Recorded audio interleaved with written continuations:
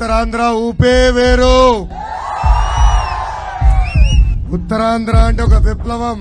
తాడేపల్లి కొంప గేట్లు బద్దలయ్యే రోజులు తొందరలో రాబోతున్నాయి.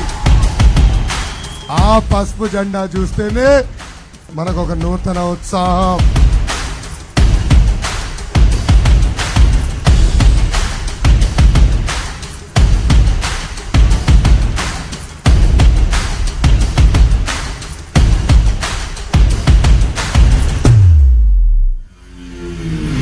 నాకు అక్క చెల్లెలు లేరు, అన్న తమ్ముడు లేరు.